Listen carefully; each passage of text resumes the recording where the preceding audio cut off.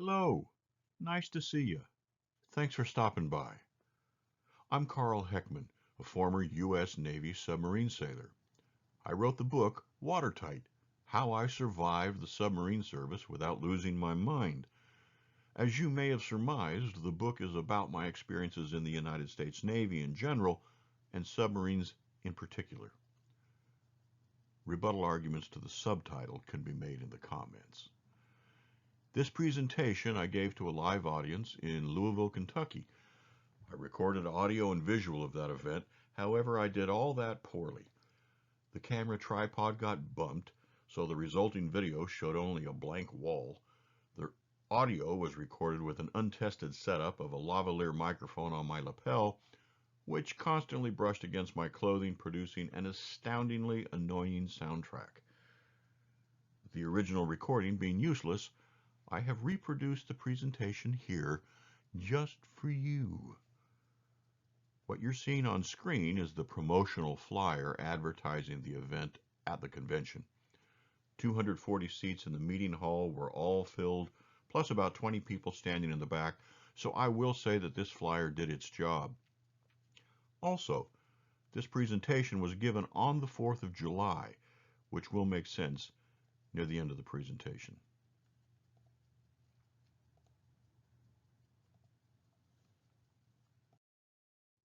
You can acquire your very own copy of the book through the websites listed here.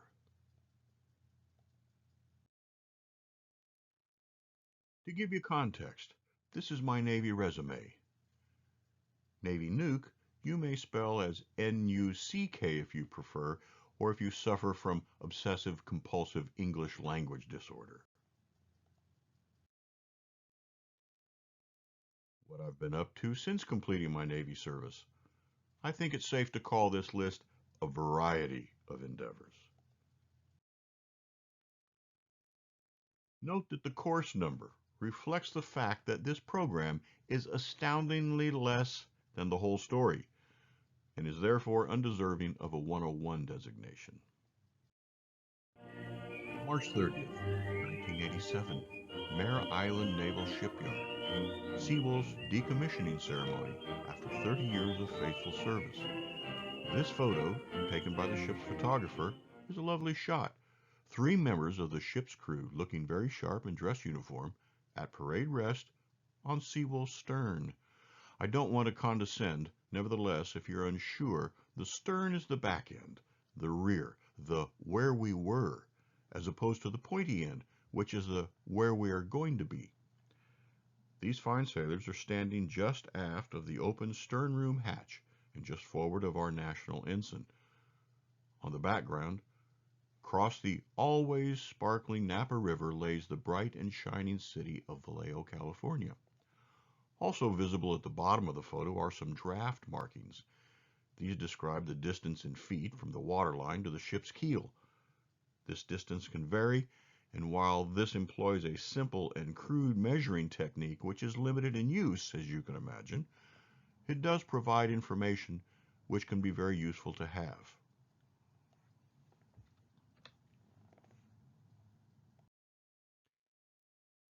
Here you see Seawolf putting to sea, perhaps on her final mission. Who can be sure, really, having just passed under the Golden Gate Bridge.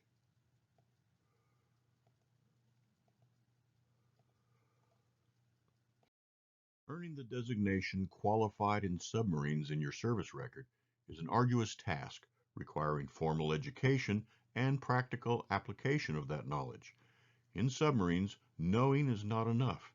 You will be required to prove that you know, and also that you can deliver the correct results in our hour of need when correct results need to be delivered. Only once you've passed this test can you wear the submarine warfare insignia, the coveted dolphins. The qualification process typically takes about a year on board. Here you see dolphins on my dress uniform, worn like so. Above the award ribbons, the chest candy, if you will. On the sleeve, you see my rate and rating badge. We'll discuss that further down the road. In nuclear engineering departments, Nuke electronics technician, Nuke ET, is translated as reactor operator. Submariners are fond of acronyms and semi-official slang. We use these shortcuts mostly because we're too lazy to enunciate the complete proper names for things. For instance, Reactor Plant Manual Volume 3 becomes RPM3. Ship Service Turbine Generator becomes SSTG or TG, port and starboard. You'll catch on. Today, just for today and only for the next hour, I am awarding you, by absolutely no authority whatsoever, the status of temporary honorary submariners. When you leave this presentation, you leave that status behind. You are now the crew of the USS Always at Sea. The whole number of our vessel is written as. If you were wondering about our hull designation, well, this is our sturdy vessel. We are shipmates, all of us, together. We will succeed or fail as a crew. We are alone under the oceans of Earth. We will either stay there permanently or we will rise as one to the surface to return home. For our purposes today, this room is our ship, our vessel. As submariners, we travel, we work, and live in an environment unnatural to humans. Our boat sustains our life. Without it, life is impossible. Although we have an excellent safety record, which is no accident, a lot of effort is applied toward our coming home. Not every U.S. Navy nuclear submarine has come home safely. When a submarine is lost, we don't consider her crew as no longer with us, or passed on, or simply dead. Instead, they are on eternal patrol. Submariners on eternal patrol live forever. As we embark on this serious business, you will need a security clearance. Here we go. How we get there, where we go, what we do when we're there, we don't talk about it.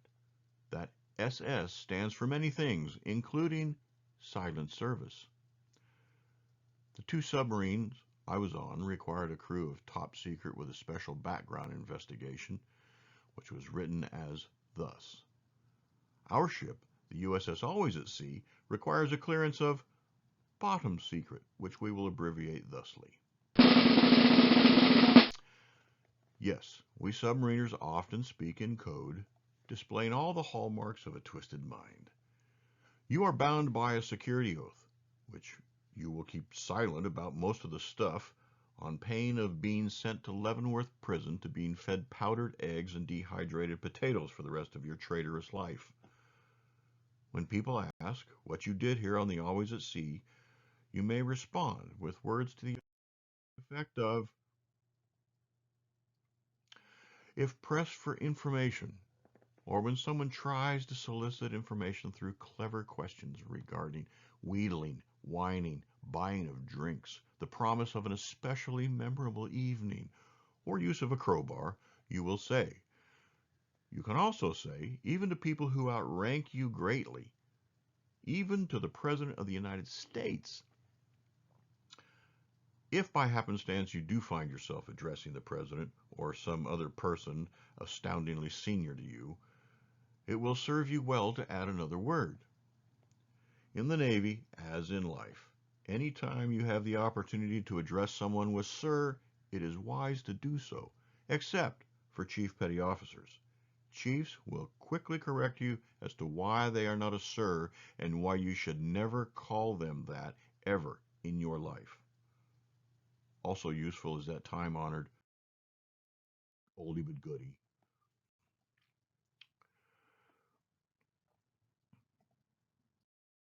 The United States submarine fleet was born on April 11, 1900, when the Department of the Navy purchased John Holland's design for a submersible ship. Now, every ship can be a submersible ship once. We like our submarines to have the ability to dive and surface repeatedly and repeatably over and over, successfully each and every time.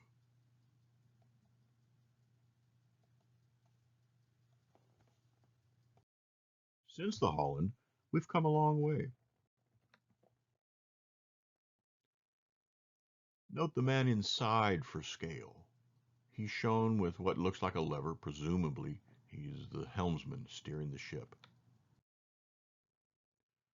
World War I era submarine is a little bigger than the Holland and no doubt the pinnacle of sophistication in the submersible ship world at that time.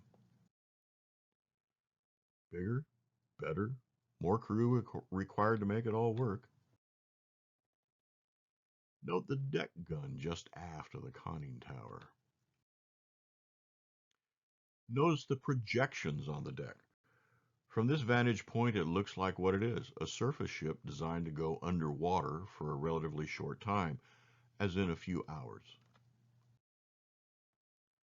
Bigger, sleeker. The history of submarines would not be complete without a nod to this man, Hyman George Rickover. The story of Admiral Rickover is also the story of the practical use of nuclear power. Nuclear power is a game changer in submarines. Prior to nuclear power, submarines were essentially surface ships with the ability to submerge for brief periods of time. Submerged speed was limited. The length of time the craft could stay submerged depended on the life of the battery charge and when the atmosphere became incapable of sustaining human life. 24 hours submerged was a long dive. A 48-hour dive would have been a near-death experience.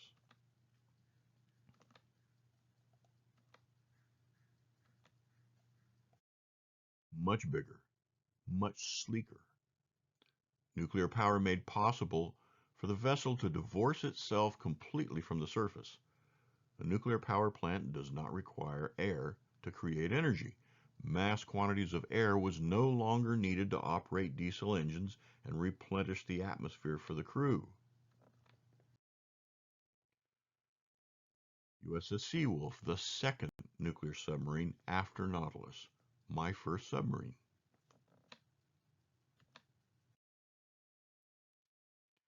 Here you see Seawolf testing emergency blow. Emergency blow is a method to get us up ASAP. A submarine can only go up so far.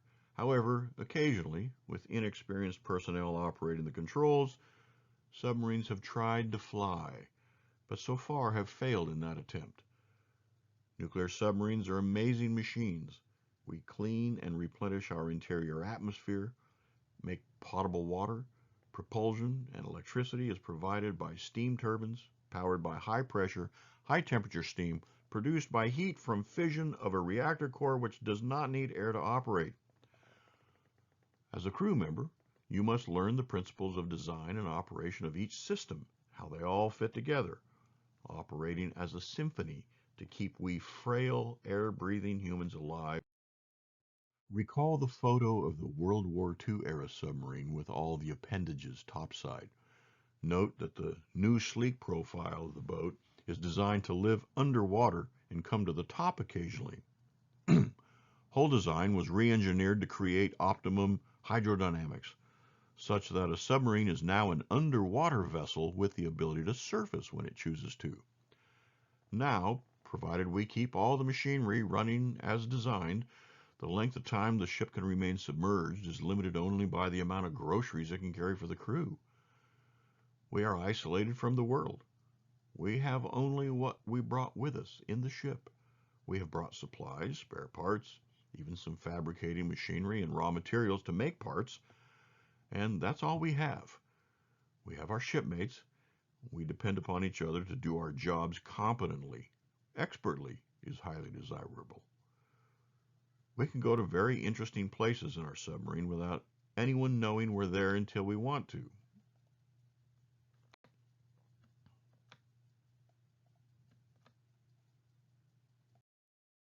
We can even go to the North Pole.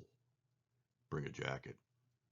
Going to the North Pole is relatively easy, even considering the difference between the magnetic North Pole and the geographic North Pole. Leaving the North Pole, however, gets more interesting. No matter which way you steer, it's all south. Absolutely everything on planet Earth is south of here. Turn south means nothing. Turn to port, you're now going south. Turn to starboard, you're now going south. Proceed straight ahead, you're now going south. There are two main types of nuclear submarines in the Navy: fleet ballistic missile submarines, which you are free to refer to as boomers. This is where all the goodies are kept until needed. Boomers tend to be quite large. I hope you can get a sense of scale from this photo.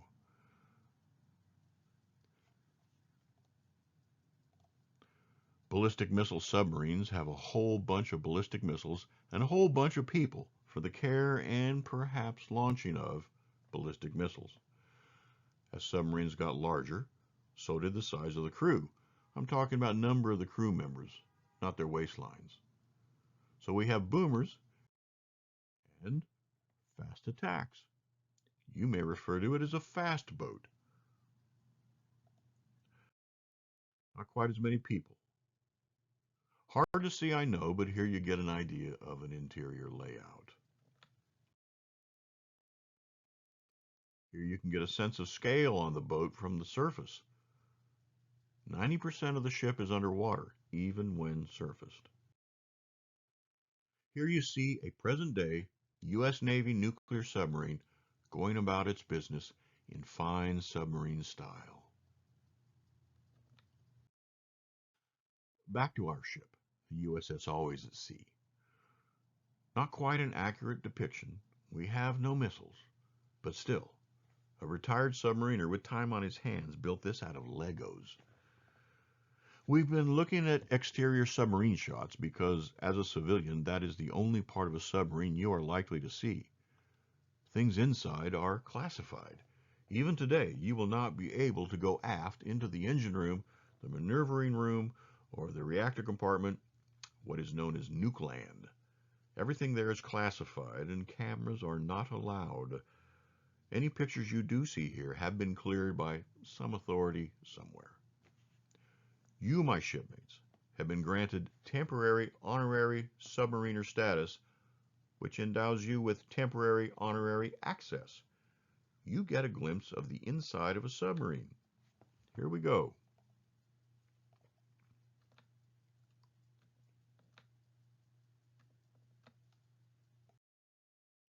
Down the ladder. Clearly, this photo was taken while the boat was in port. Otherwise, there would be 10 people in this photo. Dive, dive.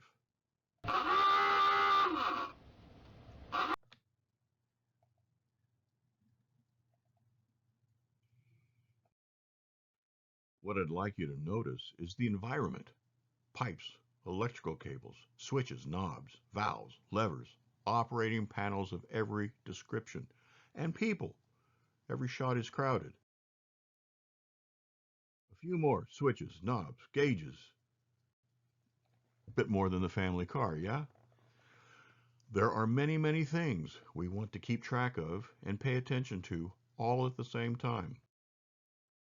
For you first-time temporary honorary submariners, if you are the kind of person who walks up to a button and says, "Hey, what does this do?" as you push the button, you will, as of this instant, no longer be one of those kind of people. Hands in your pockets. Don't touch anything. The latest tech in submarines that I'm aware of.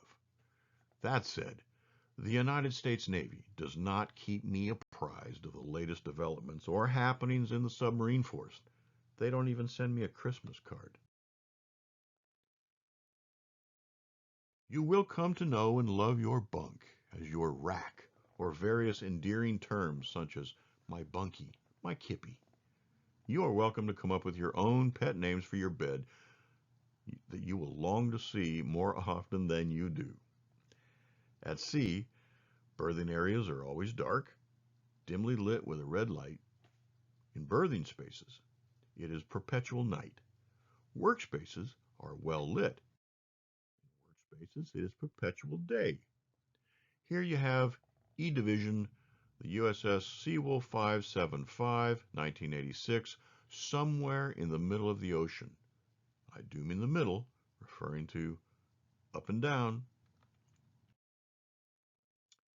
M Division, Machinery Division 575, 1986. And that is in engine room upper level. Note all the excessive amount of space that those guys have. Here we see Reactor Controls Division, RC Division, 1986. Location, somewhere on planet Earth. Again, notice the environment. Not a lot of room. Not a lot of room. Note that uniform and grooming standards are relaxed. Please notice that none of these faces look particularly unhappy. If you're wondering about the headband Bernie is wearing, bam, Carl gets in a moment of shameless commerce. Well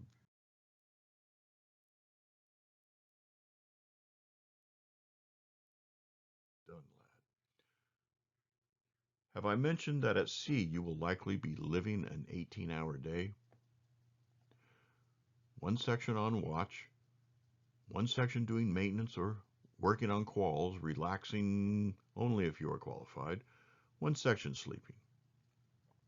You will stand your 6-hour watch, get a meal, do maintenance, work on your personal qualifications pertaining to this vessel in particular, or study for your next advancement exam. Do whatever you wish with the spare 10 or 15 minutes left in the day. When that's done, you can go to bed to rise in 6 hours to start over, if you're lucky. Unless, of course, there are drills or evolutions which require your presence, or possibly an actual emergency, which does happen. Seawolf being an old boat at 30 years of age, running drills on Seawolf was asking for trouble. Seawolf routinely presented us with enough emergencies to keep the crew sharp. You could get lucky if your division has enough qualified people to have 4-section duty. Or you might be unlucky and now have just enough people to pull off 3-section duty, and I should say not have enough people to pull off 3-section duty, in which case you'll have 2-section duty. We call this port and starboard duty, or port and report. No more will you know things by their civilian names. You will now speak the Navy way. Floor, wall, and ceiling become deck, bulkhead, and overhead. What you've known as the stairs become a ladder. A door is still a door, unless it's horizontal. Then it's a hatch. Since this is your first submarine, I will be your sea dad. I will guide you in the things you need to know as the crew of the Always at Sea. If I don't tell you about it, you don't need to know it. You're my sea puppies. Don't screw up. You will learn the proper and most effective ways of operating this ship to complete our mission and bring us home. First, let me congratulate you on the training you've had and the work you've already put in. Be cognizant of the fact that this sort of acknowledgement is unauthorized in submarines. If you do well, you may eventually receive a citation, an attaboy, a letter of commendation, or similar. But in order to do that, you must save the world twice. If you hear me say please, it will be a civilian slip of the tongue. Please is a word not used on submarines. Using the word pleased is considered an act of rebellion and will be noted, such that in order to get an attaboy or a letter of commendation, you will now have to say the word 3 times. The Navy uses language in a way that can be confusing to civilians. An award could be a good thing. You are awarded a commendation. An award could be a bad thing, as in you're awarded a reprimand, or worse. The language can be tricky, but you'll catch on as you go. At present, you are a non-qual. As long as you maintain this status, you will not be referred to with anything resembling a respectful term. Sorry about that, but there it is. Yeah. Non-qual is usually spoken as, you will correct this deficiency by becoming knowledgeable of the submarine and every system on board. Knowledge and character are the keys to respect on this boat. To gain the respect and confidence of your shipmates, you will become heavy. As in one heavy dude. That guy is heavy on every detail of the XYZ system. Ask him anything. If you may have rock, you may have trouble becoming heavy with knowledge and ability. We know that will not apply to anyone on this crew.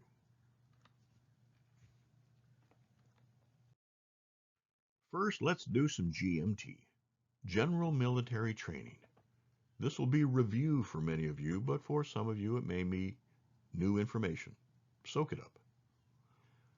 There exists a moderate amount of rivalry between branches of the U.S. Armed Forces, mostly due to the inferior services' disappointment that they are not submarine sailors in the U.S. Navy. Yes, sea pups, it's true. We submariners try to be generous to the less fortunate, but it's not always easy. Notice that the Marines, the Army, and the Air Force use similar descriptive names, while the Navy goes its own way. Now let's include the Coast Guard in that. United States waterborne forces name things differently than the ground and air guys. The Army and Marine Corps think so highly of what would be a Navy lieutenant that they call him a captain. The Navy doesn't do majors, lieutenant colonels, and colonels. We do lieutenant commanders, and captains. No generals. No, sir. We like admirals. You don't have to like tradition. Just deal with it.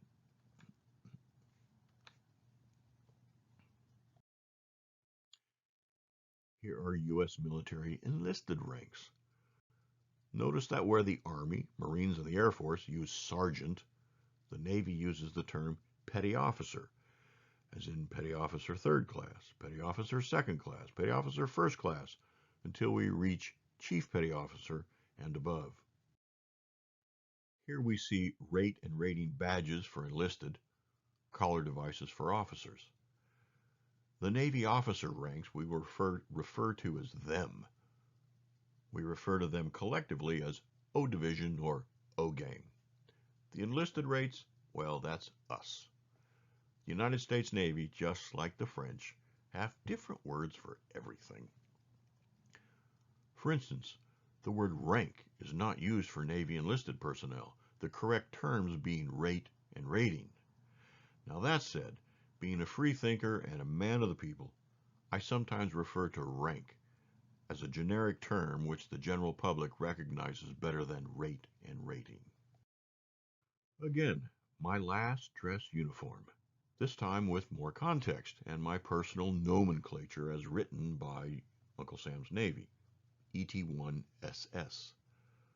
On the sleeve, note the symbol for ET, denoting my rating of electronics technician, illustrated by a rudimentary artist's conception of an atom. Hey, you can only do so much with embroidery, right? 1 is my rate denoting petty officer first class, pay grade of E6, symbolized by the 3 chevrons on my sleeve. SS, signifying that I am qualified in submarines. SS, as in submersible ships, also could be super special, superior sailors, silent service, or whichever term of admiration you prefer.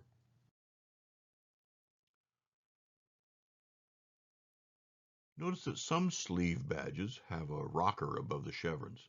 Some even add stars above the eagle. These are Chief Petty Officers. CPOs are a special case in that they are enlisted and as such are technically us, but since they are middle management, they often behave as if they were them. One of the many attributes of Chief Petty Officers that you always know where you stand with them. They are unhesitant to inform you of their displeasure and quick to apply a remedy for your shortcomings. If your exceptional performance is agreeable to the chief, they will generally say nothing, for fear of spoiling you by falsely inflating your sad little childlike ego. After all, exceptional performance is you simply doing your job properly as you have been trained. We keep the chiefs in a special place known as the goat locker. We'll save that discussion for another time. These are ships of the surface fleet, or skimmers. There are classes of submarines listed here, but they're hard to find. Submarine sailors don't know a lot about these mysterious surface ships. This is where sailors who were caught being bad are sent when they lose their submarine qualifications or their security clearance. Oof. I cannot tell you the difference between a frigate, a cruiser, or a destroyer, but the big ones, such as aircraft carriers, I can spot those. Submariners know surface craft as targets, small targets, medium-sized targets, big targets, and so big you can't miss targets. BFTs. Here we see a can't miss target at rest. I was on board one of these for about 20 minutes once. Fortunately, the people on this thing were astute enough to have me stand fast until they acquired a guide for me. Otherwise, I'd still be there wandering around looking for the door. I asked a shipmate who became an officer and was assigned to an aircraft carrier how he dealt with the demotion of leaving submarines to become a skimmer. He said that sunshine, fresh air, fresh groceries, and U.S. mail delivery helped him overcome the shame of his situation. I guess it takes all kinds. We've learned a little bit about the talk of a submarine sailor. Now let's talk about the walk. Notice that most of these ratings are technical in nature. Even people working in the ship's office, doing all the administrative tasks, such as might be done in any office or business environment, are trained and qualified to run systems of the boat, as well as in emergency procedures and damage control, etc. Although I claim to despise hyperbole, you might even say Navy ratings are extremely technical. Here's a statistic. Wow, what a stupefying display of humor run amok. You'll just have to get used to that in submarines. Bad jokes are considered an art form. Submariner jokes preceded dad jokes by 2 or 3 generations. Also, submariners are technical people and are sometimes nerdy enough to make actual nerds seem trendy and fashionable. I never carried a calculator on my belt, but you can be sure I had one in my shirt pocket while on watch. A scientific calculator with exponents and pi and all that cool stuff. Quite often used to calculate how many days I had left before my end of active duty service or how much I was actually getting paid per hour.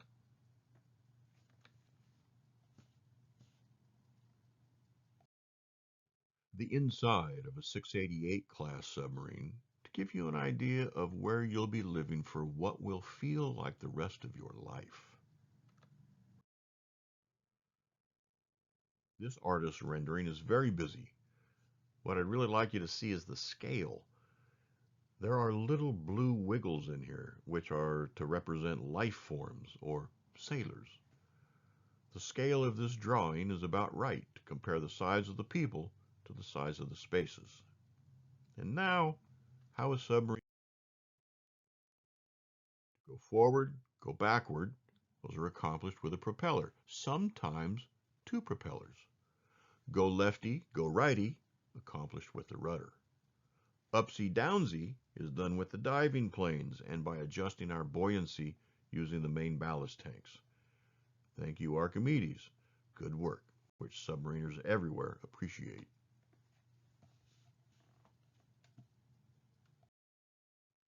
In this cross-sectional rendering, the insidemost circle represents everything inside the pressure hull, also known as the people tank. We want to keep seawater out of the people tank. The outer circle, outside of the pressure hull and inside the outer hull, represents the main ballast tanks.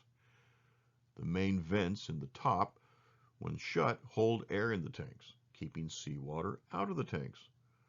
Opening the vents allows sea pressure to push water up from the flood ports at the bottom, displacing the air, which escapes the tanks up through the open vents. If there's air in the main ballast tanks, we go up.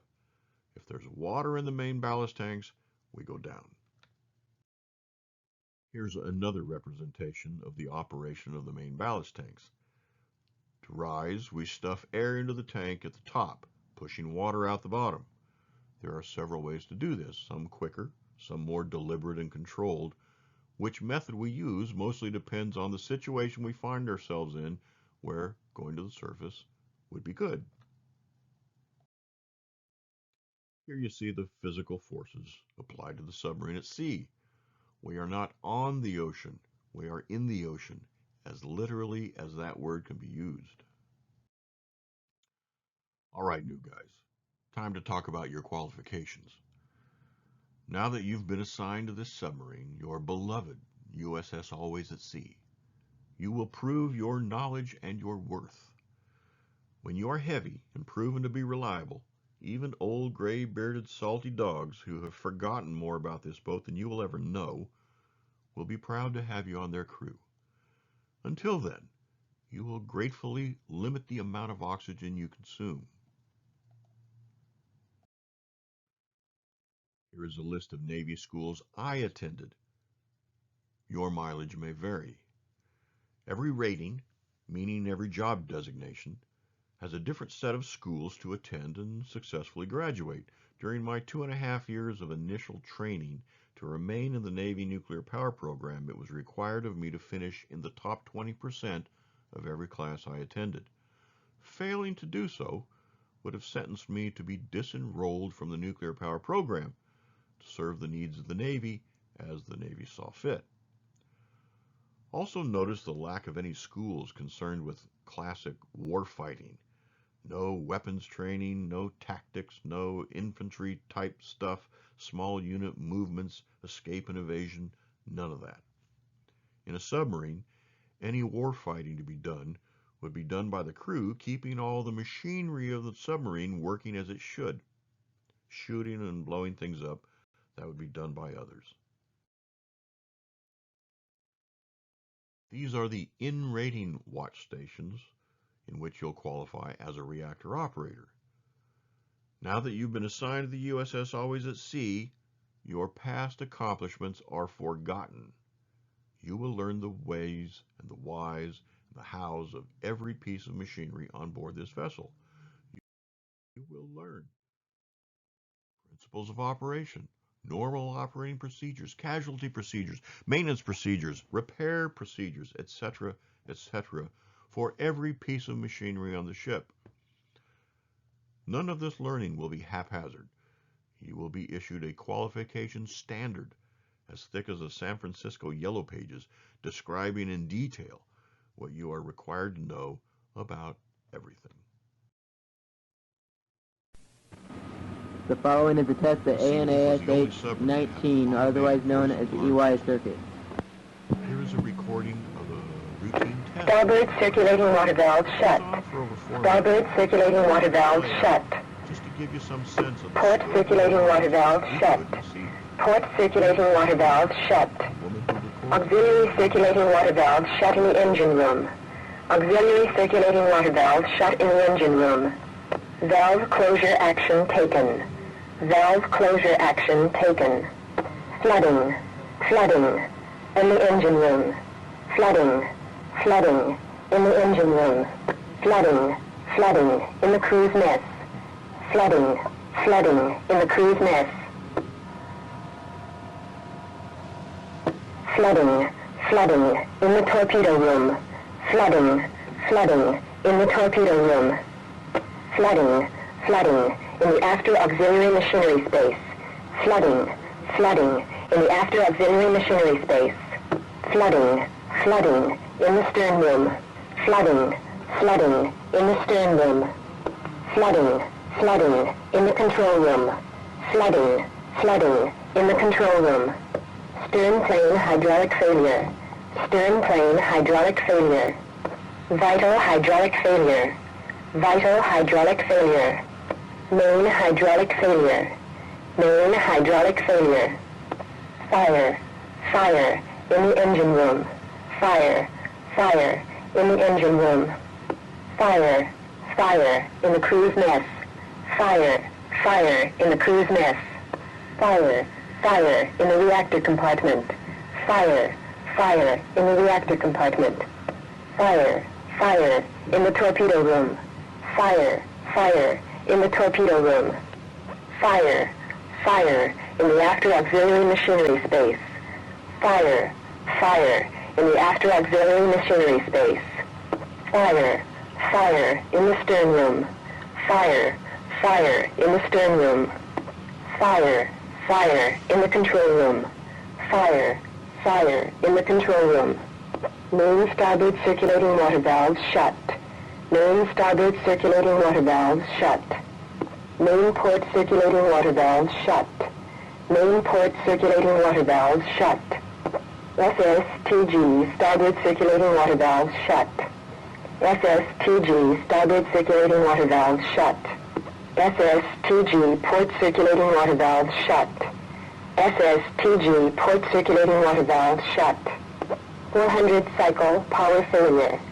400 cycle power failure. High bilge level in the engine room. High bilge level in the engine room. High bilge level in the after auxiliary machinery space. High bilge level in the after auxiliary machinery space. High bilge level in the torpedo room. High bilge level in the torpedo room. High bilge level in the crew's mess. High bilge level in the crew's mess. High bilge level in the forward crew's quarters. High bilge level in the forward crew's quarters. High bilge level in the stern room. High bilge level in the stern room. High bilge level in the forward auxiliary machinery space. High bilge level in the forward auxiliary machinery space. High bilge level in SP section. High bilge level in SP section. Fire. Fire in the SP section. Fire. Fire in the SP section. Flooding. Flooding in the SP section. Flooding. Flooding in the SP section. Spare channel 39. Meet Joan, the woman who recorded all those alarms.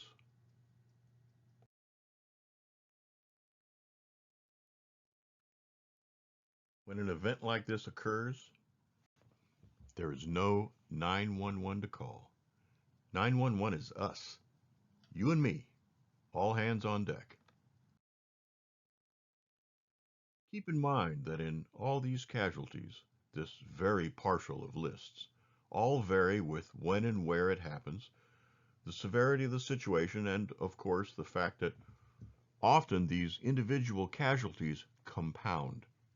One thing leads to another, and very quickly you've cascaded from a bad situation into a complex myriad of awfulness that will require all the smarts everyone has to recover from. Enough with the scary stuff. Let's continue with your daily routine. You will qualify on watch stations within your department and rating and across ratings. Here are the engineering department casualties which will be manned at sea.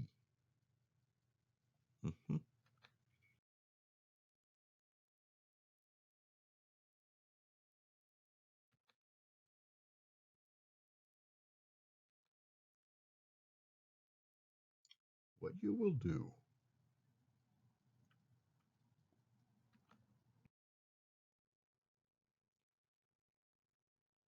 Even though you are attached to this excellent submarine, the Always at Sea, and you have a full workload with this boat, you are still a sworn member of the United States Navy. You do remember the Navy, don't you? Well, the Navy would also like a few moments of your time. You will prepare yourself to be worthy of advancement from Petty Officer Third Class to Third Class. Sorry, I should say from Third Class to Second Class, from First Class to Chief Petty Officer, and so on and so forth. Given your work schedule on this boat, it would be easy to put all this Navy stuff way back on a shelf somewhere. But keep this in mind. Advancement in rate is advancement in pay grade.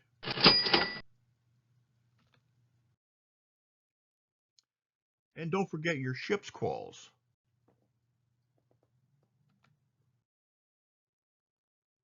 To summarize your daily routines.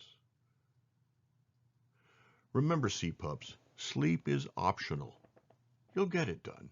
This mountain of knowledge and skills you will gain will come primarily in two forms. Formal training, held daily on various subjects given by a crew member. You will eventually be called upon to prepare and deliver such trainings. Mostly, training is self-directed. One of the unsung benefits of all this schooling you've had in your whole life has been to teach you how to learn, to teach you how to teach yourself. On the Always at Sea, you're expected to master that craft and educate yourself. All the information you seek can be found on board this ship. It's common to see a person reading a tech manual because he knows he's not as familiar with a piece of machinery or equipment as he should be. I hear you saying, but see, Daddy, all this book learning, training lectures and drills, how can I possibly learn all this stuff? My head hurts just thinking about it. Yes, I know, sea pups, I know. I've been there too. Yes, it is impossible for a human being to learn all of these things in the time allotted. However, you are no longer human. You are property of the United States Navy, and you will do as you are instructed. To be a United States Navy submariner is to be able to do the impossible every time the impossible is what must be done. However, I empathize with the anxiety and stress you are experiencing just now, so I will offer you one inspired thought to follow you throughout this challenging period of your life. In true submariner style, to help you, repeat this phrase daily.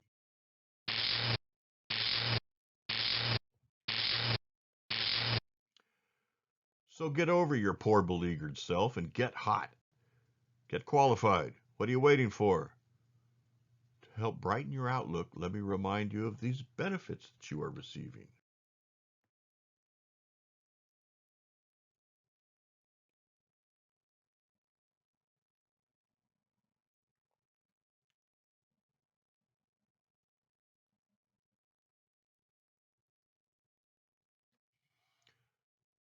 Now, about that food thing, here's a photo of the night baker. We eat good in submarines. He's smiling because he knows that when he gets through with you, when you come home from sea, the pants in your closet aren't going to fit anymore. To add to your frustration,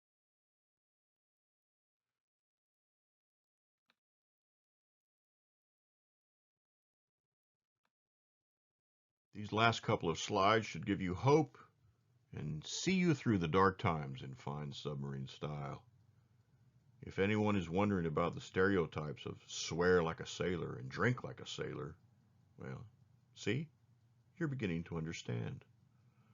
Understanding makes all things clear.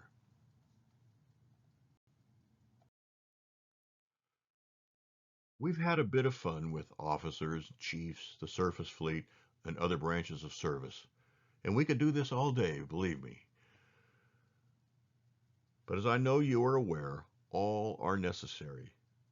In a submarine, each job function is necessary, yet no one person is indispensable.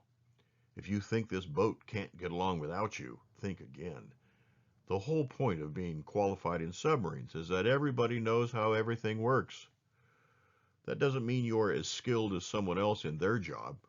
It means that when trouble comes, the ship keeps moving forward with you or without you. Everyone is needed, yet no one is irreplaceable. Every sailor is constantly training his replacement. The us and them we laughed about a while ago, well, it's really one big we. Now on this 4th of July, in honor of the original 13 colonies represented by 13 stripes on our flag and 13 buttons on enlisted dress blue trousers, hear me as I point out 13 things you will learn in submarines that will serve you well in life. All functions are necessary. Everyone plays their part and the great machine works as intended. Find a way to connect everyone to the community goal. Every mission, job, or business has multiple facets, all interconnected. You have one ship, one crew, one mission. There's a lot to be done, and as soon as you finish one bunch of tasks, a new bunch of tasks will land on top of you. This is the way of life. To keep all the balls in the air and keep the wolves away, you sometimes must simply hustle. Don't build fiefdoms or hope for star performers. Systems, protocols, procedures produce repeatable results that make every player a star performer.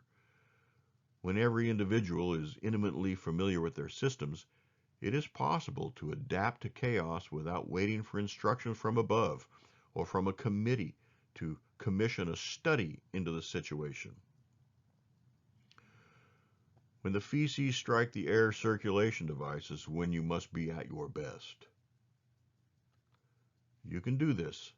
It's a matter of mindset. In submarines, as in all of life, character is everything. It's disappointing to find how many people think reliability begins and ends with showing up to work on time. Showing up on time isn't supposed to be the top of your game. Hey, in submarines we are splitting atoms and traveling under the water.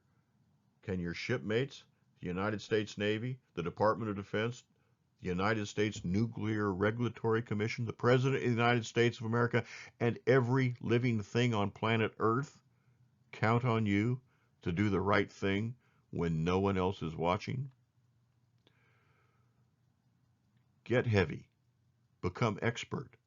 Learn from everyone. Know your business inside and out, top to bottom, in everything you do, no matter how monumental an undertaking or how seemingly insignificant. Leave the sad, sorry world of mediocrity behind. Learn how to learn. Dedicate yourself to being a learner. There's a lot in your world to know. Your training is never finished. Schooling, never complete. Education is perpetual. There is always one more thing for you to know, one more watch station on which to qualify, one more piece of equipment for you to be one with. Everything is hard until you know how to do it. Once upon a time, you thought the multiplication tables were hard and thought you'd never remember how to spell refrigerator. You learned, and now it's easy. You are responsible for your education, no one else. Each time we start up the reactor, we complete a document known as a pre-critical checkoff. This procedure requires 2 qualified reactor operators and the signatures of at least 5 supervisory types. The document, containing the most recent data for every set point checked by the pre-crit, is determined and verified prior to the procedure. This approximately 50-page document is reviewed, verified, and signed up the chain of command before it's authorized to be used. The procedure itself takes about 8 hours. We check every reactor safety system, every set point, every trip point, every calibration setting, switch settings, test the operation of emergency shutdown systems. Did I succeed in making that sound as important an event as it is? Details matter. Precision counts. Close enough is rarely close enough.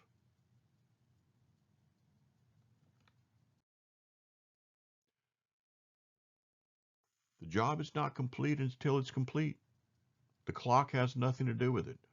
What you could perhaps get away with holds no currency in submarines and is very little out in the world. Many tasks of life you will not enjoy, which is an issue with no significance. Those jobs must get done.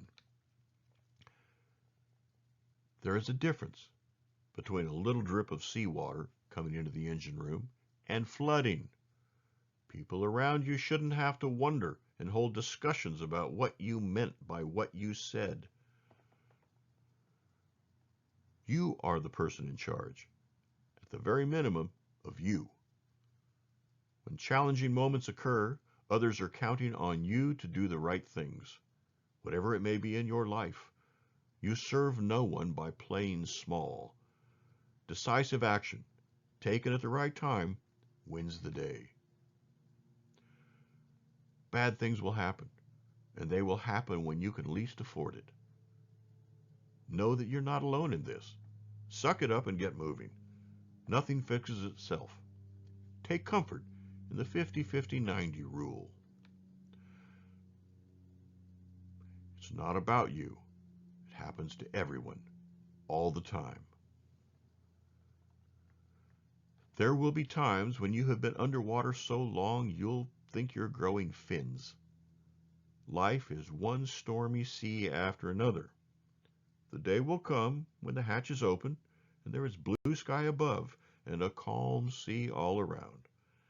Take a deep breath and revel in the sunshine.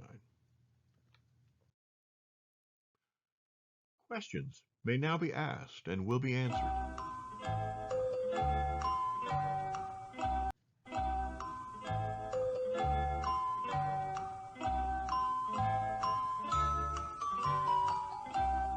Nothing?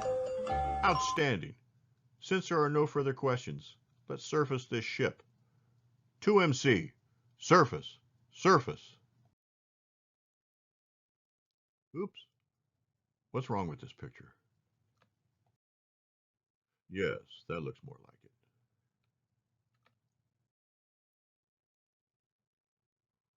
As we close, let me share with you one last thought. When you've been at sea for a long time, weeks or months, surfacing the boat and sailing into port is euphoric. Coming home from a sea deployment doesn't feel like coming home from what most people might experience as an average day's work. Honey, I'm home. Oh, that's nice, dear. Did you pick up the dry cleaning? Is there any gas in the car? 'Cause I'm going to need it later. No. Coming home from sea is more like being reborn. That is a feeling more people should be able to experience because it's wonderful. Every homecoming is special. You never know when it will happen again. Know that every homecoming is special. You've been an excellent crew. Your outstanding professional performance and total dedication to duty reflect great credit upon yourselves and are in keeping with the highest traditions of the United States Naval Service. Crew, dismissed. Thank you for your time and attention. Have a fine Navy day.